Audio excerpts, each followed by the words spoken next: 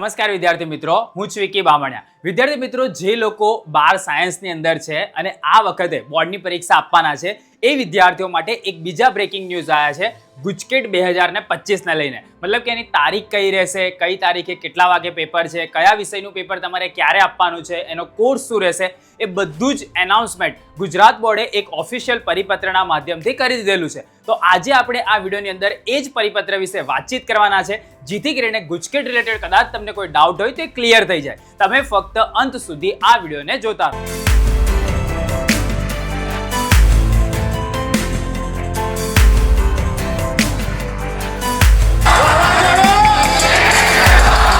હવે વિડીયોની શરૂઆત કરતા પહેલા આ વિડીયો પર આપણે 2100 લાઇકનો ટાર્ગેટ રાખીએ છીએ અને મને ભરોસો છે કે 12 સાયન્સના બધા વિદ્યાર્થીઓ ભેગા થઈને 2100 લાઇકનો ટાર્ગેટ તો પૂરો કરી દેશે. બરાબર, તો જેને લાઇક ના કરી હોય અહીંયા નીચે બટન આપેલું છે તે દબાઈ અને તમે લાઇક કરી શકો છો. તમે જો આ ચેનલ પર પહેલી વાર આવેલા હોય, તમે કદાચ 10મામાં અનુભવ કર્યો જ હશે, છતાં પણ તમે પહેલી વાર આવેલા હોય તો તમે ગુજરાતમાં બોર્ડના વિદ્યાર્થીઓ માટેની સૌથી વધારે સબસ્ક્રાઇબર ધરાવતી ચેનલ પર તમે આવેલા છો.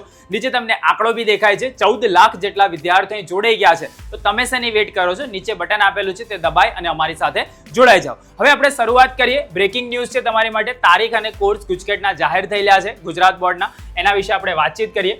ગુજકેટ 2025ની પરીક્ષાની તારીખ પ્રસિદ્ધ કરવા બાબતનો એક પરિપત્ર છે. ગુજરાત સરકારના શિક્ષણ વિભાગના 19/11/2016નો એક ઠરાવ એ લોકોએ પસાર કર્યો હતો અને એની અંદર એવું કીધેલું હતું કે ભાઈ 10+12 એટલે કે વિજ્ઞાન પ્રવાહ પછીની જે B degree engineering, degree diploma pharmacy અભ્યાસક્રમ મેળવવા માટે તમારે કોમન એન્ટ્રન્સ ટેસ્ટ આપવી પડશે, મતલબ કે ગુજકેટ આપવી પડશે. તો એ એન્ટ્રન્સ ટેસ્ટ તરીકે ગુજકેટ પરીક્ષા ફરજિયાત કરવાની જોગવાઈ દાખલ કરવામાં આવેલી હતી. ઠરાવ મુજબ વર્ષ 2025 માટે રાજ્યના degree engineering, degree diploma pharmacy અભ્યાસક્રમમાં પ્રવેશ માટે વિજ્ઞાન પ્રવાહ ગ્રુપ એ, ગ્રુપ બી અને ગ્રુપ AB મતલબ કે બધા ગ્રુપના વિદ્યાર્થીઓએ આપવાની હોય છે આ પરીક્ષા.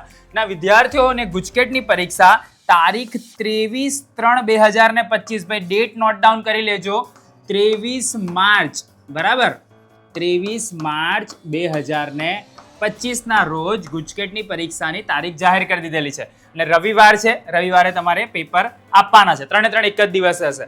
ગુજરાત માધ્યમિક અને ઉચ્ચતર માધ્યમિક શિક્ષણ બોર્ડ ગાંધીનગર દ્વારા યોજવામાં આવશે.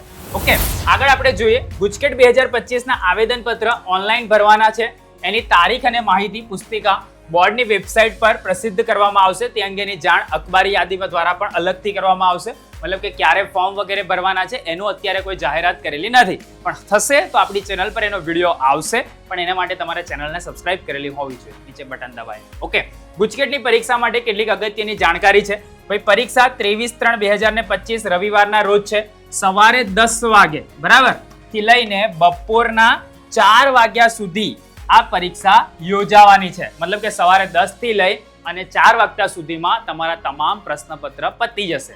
એ તમારું A ગ્રુપ હશે તો ફિઝિક્સ, કેમેસ્ટ્રી, મેથ્સ અને B ગ્રુપ હશે તો ફિઝિક્સ, કેમેસ્ટ્રી, બાયોલોજી. આ 3 તમારું પતી જશે. Gujarati medium, English medium, Hindi medium બધા માટે સેમ રહેશે સમય, બરાબર છે. તો સવારે 10, 16 નો મતલબ 4 થશે. ઓકે, આગળ આપણે જોઈએ અભ્યાસક્રમ કયો રહેશે.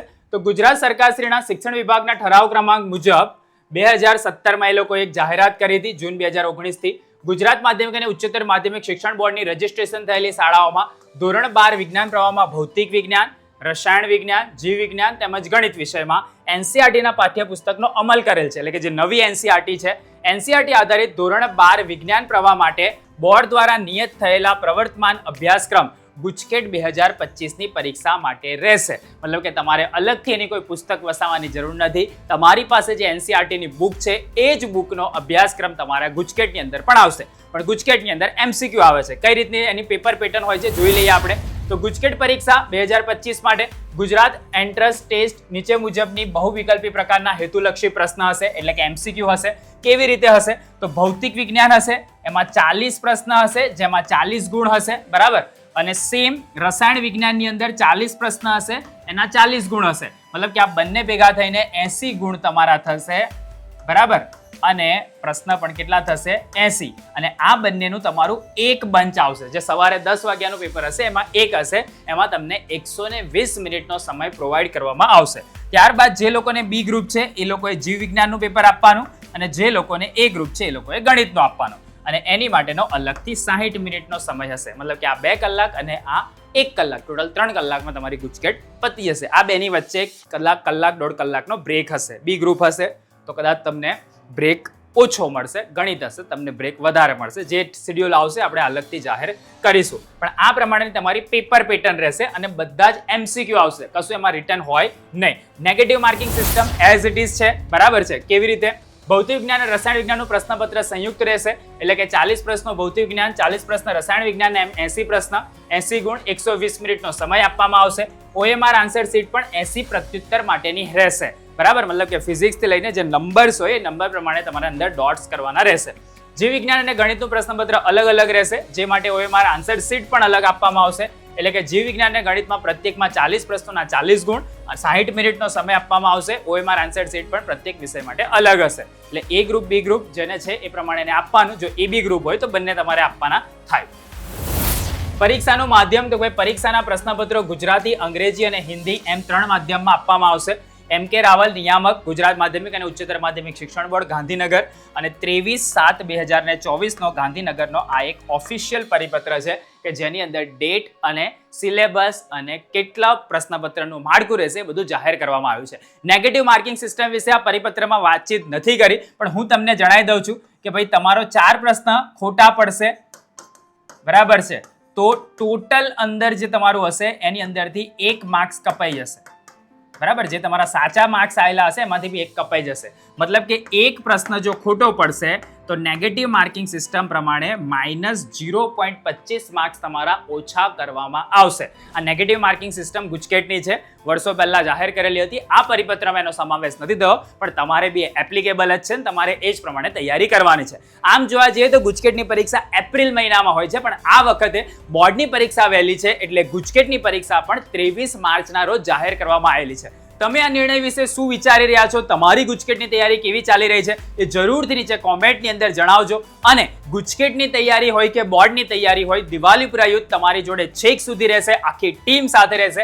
દરેકે દરેક વિષયની તૈયારી તમને અહીંયા કરાવવામાં આવશે. તો તમે તમારા મિત્રોને આ વિડીયો શેર કરી દો, જેથી કરીને એને પણ ખબર પડે કે ભાઈ આ રીતની ડેટ વગેરે જાહેર થઈ ગઈ છે, તો તૈયારી ચાલુ કરી દો, તો જેથી કરીને એની પણ સારી એવી તૈયારી થઈ શકે. તમે કદાચ આ ચેનલ પર પહેલી વાર આવ્યા હોય તો ચેનલને સબસ્ક્રાઇબ કરી લેજો.